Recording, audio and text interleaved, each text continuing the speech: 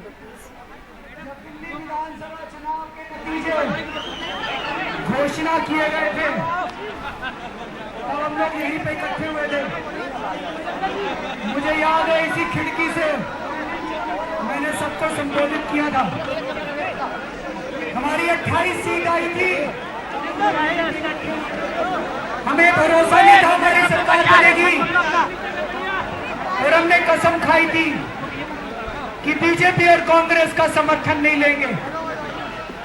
कांग्रेसियों ने जबरदस्ती समर्थन दिया।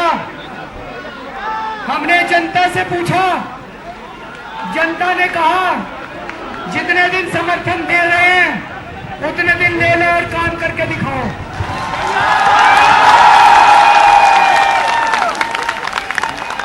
हमारी 28 दिसंबर को सरकार बनी। 28 दिसंबर को हम सब लोगों ने शपथ ली थी। दोस्तों, हमारा सबसे बड़ा वादा था कि हम जन लोकपाल बिल पास करेंगे, भ्रष्टाचार के खिलाफ एक सख्त कानून पास करेंगे।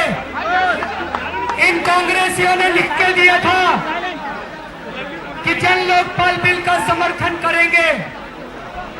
दोस्तों, आज विधानसभा में जन लोकपाल बिल जब प्रस्तुत करने की कोशिश की गई तो बीजेपी और कांग्रेस वाले दोनों मिल गए।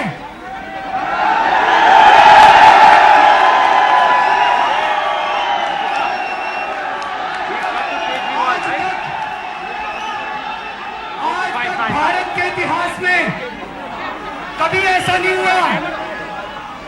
सबको ये तो पता है कि बीजेपी और कांग्रेस वाले दोनों पीठ पीछे, पर्दे के पीछे रोज मिलते हैं, रोज मिलके देश को लूट रहे हैं। लेकिन पिछले 2 दिन में ये खुल के सामने आ गए, इनका असली चेहरा सामने आ गया और इन दोनों ने मिलके आज दिल्ली की विधानसभा में जन लोकपाल बिल प्रस्तुत ही नहीं होने दिया।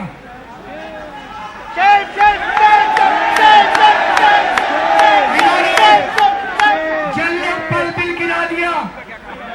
दोस्तों, ऐसा क्यों हुआ? क्योंकि अभी 3 दिन पहले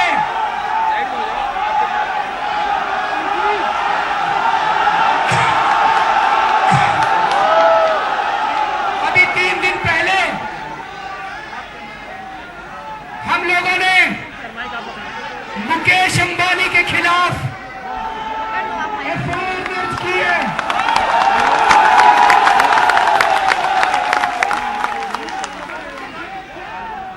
मुकेश अंबानी के खिलाफ हम लोगों ने एफआईआर दर्ज की है। मुकेश अंबानी वो शख्स है जो इस देश की सरकार चलाता है। मुकेश अंबानी कहता है, मुकेश अंबानी ने कहा है कि कांग्रेस मेरी दुकान है, मैं जब चाहूं कांग्रेस में जाके जो मर्जी खरीद सकता हूं।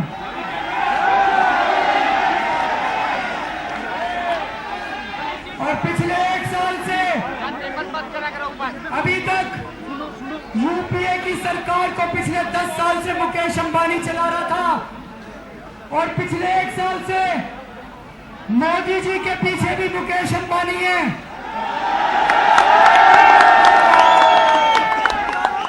मोदी जी के पास इतना पैसा कहां से आता है? मोदी जी हेलीकॉप्टर लेके घूमते हैं, इतनी बड़ी बड़ी रैलियों का पैसा कहां से आता है? लोग बताते हैं कि मुकेश अंबानी उसके पीछे है। तो दोस्तों, जैसे ही हमने मुकेश अंबानी पे हाथ रखा, ये बीजेपी और कांग्रेस वाले दोनों इकट्ठे हो गए और इन दोनों ने मिलके आज जन लोकपाल बिल पेश नहीं होने दिया। इनको ये लगा कि ये केजरीवाल के पास अभी तो एक छोटी सी एंटी करप्शन ब्रांच है, उसी से इसने नाक में दम कर रखा है। कल को अगर लोकपाल बिल आ गया, अगर जन लोकपाल बिल आ गया तो इनमें से आधे से ज्यादा जेल चले जाएंगे। इसलिए इन दोनों पार्टियों ने मिलकर आज जन लोकपाल बिल गिरा दिया। इनको यह भी डर था कि अगर ये सरकार चलती रही तो अभी तो मुकेश अंबानी और वीरप्पा मोइली को ही पकड़ा है, थोड़े दिन में शरद पवार की भी बारी आ सकती है, थोड़े दिन में शायद कमलनाथ की भी बारी आ जाए। इसीलिए कुछ भी हो जाए इस केजरीवाल को निकालो। दोस्तों, मैं बहुत छोटा आदमी हूँ, मेरी कोई औकात नहीं है, मैं आप में से एक आदमी हूँ। यहाँ पे गद्दी के लिए नहीं आया, मैं कुर्सी के लिए नहीं आया। आज अगर लोकपाल बिल गिरा है तो आज हमारी सरकार इस्तीफा देती है।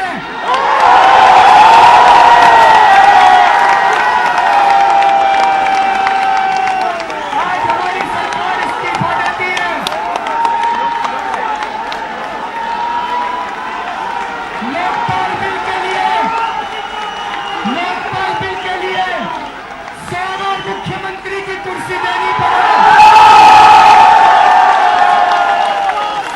मुख्यमंत्री की कुर्सी न्यौछावर करने के लिए तैयार है। देश के लिए अगर जान देनी पड़े तो अपने आप को सौभाग्यशाली समझूंगा।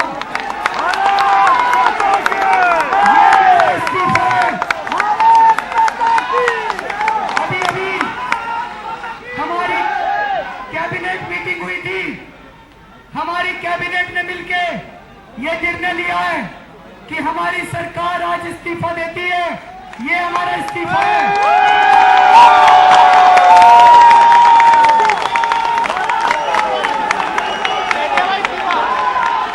ये इस्तीफे लेके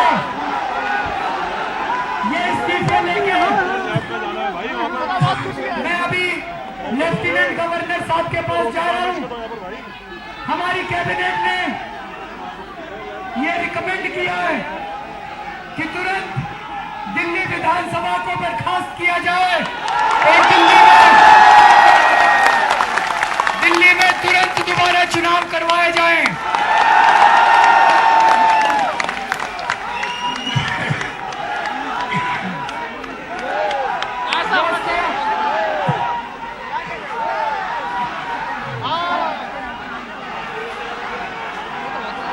हमने 28 दिसंबर को सरकार बनाई थी,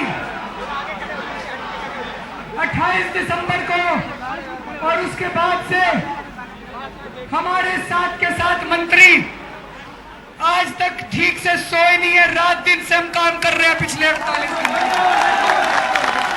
हमने दिल्ली वालों के लिए काम करने में कोई कसर नहीं छोड़ी है। हमने बिजली के दाम कम करे, पानी के दाम कम करे, इन बिजली कंपनियों का ऑडिट करवाने के ऑर्डर करे, दिल्ली में भ्रष्टाचार कम करा। हमने पूरी साफ नीयत से, ईमानदारी से काम करने की कोशिश करी। हो सकता है हमसे गलतियां हुई हो, हम भी इंसान हैं, लेकिन पूरी ईमानदारी से कोशिश करी। ये लोग कहते हैं हमको गवर्नेंस करनी नहीं आती। अरे 5 साल में बीजेपी और कांग्रेस वाले बिजली कंपनियों का ऑडिट नहीं करवा पाए, हमने 5 दिन में करवा दिया। 65 साल में ये बीजेपी और कांग्रेस वाले मिलके भ्रष्टाचार कम नहीं कर पाए, हमने 48 दिन में दिल्ली में भ्रष्टाचार कम कर दिया। हमने शीला दीक्षित जी के भ्रष्टाचार के खिलाफ एफआईआर दर्ज करी, मुकेश अंबानी के भ्रष्टाचार के खिलाफ एफआईआर दर्ज करी। कहते हैं गवर्नेंस करो, ये सब मत करो। अरे भ्रष्टाचारियों को जेल भेजना ही तो गवर्नेंस होता है। और गवर्नेंस क्या होता है? ये भ्रष्टाचारी तो घूमते रहे।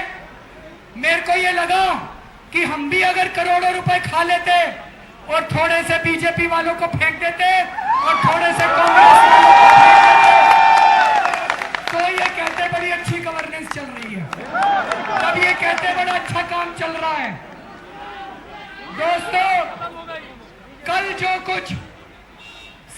के अंदर और विधानसभा के अंदर हुआ, उससे मन खट्टा हो गया बहुत ज्यादा। कल संसद के अंदर जिस तरह से इन्होंने मिर्च का पाउडर फेंका, जो इन्होंने हरकत करी, दोस्तों दिल्ली विधानसभा में इन्होंने मेरा माइक तोड़ दिया, मेरे कागज फाड़ दिए, हमारे एक मंत्री को चूड़ियां दी इन्होंने। क्या चूड़ियां देने का मतलब क्या है? ये महिलाओं की इज्जत करते हैं ये बीजेपी वाले। दोस्तों कल इन्होंने स्पीकर का माइक तोड़ा, इन्होंने कागज फाड़ दिए और बड़ी बड़ी बातें करते हैं। कहते हैं संसद विधान मंदिर होता है, कहते हैं विधानसभा मस्जिद होती है, मंदिर होता है। मैं पूछना चाहता हूं, मंदिर में जाते हो तो मूर्तियां तोड़ते हो क्या? मस्जिद में जाते हो तो कुरान फाड़ते हो क्या? चर्च में जाते हो तो बाइबल फाड़ते हो क्या? जीसस क्राइस्ट की मूर्ति तोड़ते हो क्या? यही मंदिर है तुम्हारे लिए? शर्म आती है मुझे। दोस्तों इन्होंने शर्मसार कर दिया है बीजेपी कांग्रेस वालों ने, विधानसभा को भी और संसद को भी। ये लोग कहते हैं हम जो भी काम करते हैं कहते हैं असंवैधानिक है। मैंने मुकेश अंबानी के खिलाफ एफआईआर करी, आज मोइली साहब कहते हैं एफआईआर असंवैधानिक है। हमने कहा भ्रष्टाचार दूर करो तो कहते हैं केजरीवाल असंवैधानिक बात करता है। मैंने कहा भ्रष्टाचार के खिलाफ लोकपाल बिल लाओ तो कहते हैं लोकपाल बिल असंवैधानिक है। हमने कहा लोकपाल बिल को विधानसभा में प्रस्तुत करो, कहते हैं विधानसभा में प्रस्तुत करने के लिए केंद्र सरकार की अनुमति चाहिए। दोस्तों झूठ बोल रहे हैं, मैंने संविधान पढ़ा है,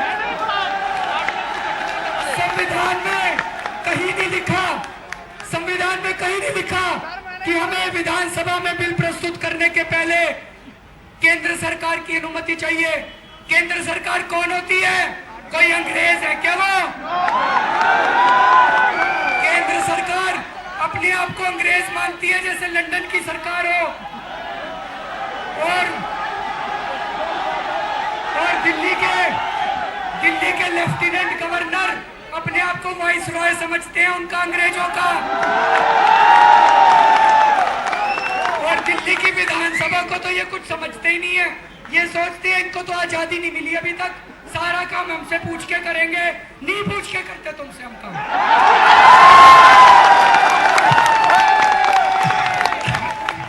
हम नहीं बात मानते केंद्र सरकार की, हम संविधान की बात मानेंगे। संविधान बाबा साहब अम्बेडकर ने पास किया था, हम संविधान की बात मानेंगे। संविधान के लिए मैं जान कुर्बान करने के लिए तैयार हूँ।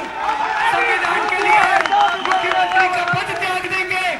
हमारा जन लोकपाल बिल पूरी तरह से संवैधानिक है। हम जो विधानसभा में इसको प्रस्तुत कर रहे थे वो पूरी तरह से संवैधानिक है। झूठ बोलते हैं ये लोग, भ्रष्टाचार करना चाहते हैं, ये बीजेपी कांग्रेस वाले मिल गए हैं।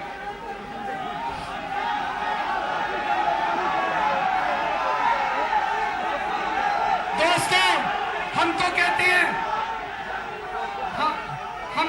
हैं कि भ्रष्टाचार दूर करो तो कहते हैं संवैधानिक है। तुम माइक तोड़ते हो विधानसभा में तो संवैधानिक है, तुम बिल फाड़ देते हो तो संवैधानिक है, तुम चोरी करते हो तो संवैधानिक है, तुम्हारे सारे कुकर्म संवैधानिक है, और हम देश के लिए लड़ रहे हैं तो वो संवैधानिक है। दोस्तों इस देश की जनता तुमको सबक सिखाएगी। इस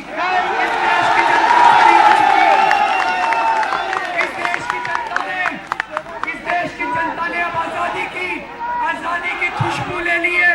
अब इस देश की जनता चुप नहीं बैठने वाली। मैं अब यहाँ से लेफ्टिनेंट गवर्नर के पास जा रहा हूँ और मैं भगवान से प्रार्थना करता हूँ कि हे भगवान, हम बहुत छोटे लोग हैं, हमारे ऊपर कृपा करना, हमें सद्बुद्धि देना, और हे भगवान हमें मौका देना कि इस देश के लिए हम अपनी जान भी कुर्बान कर सकें।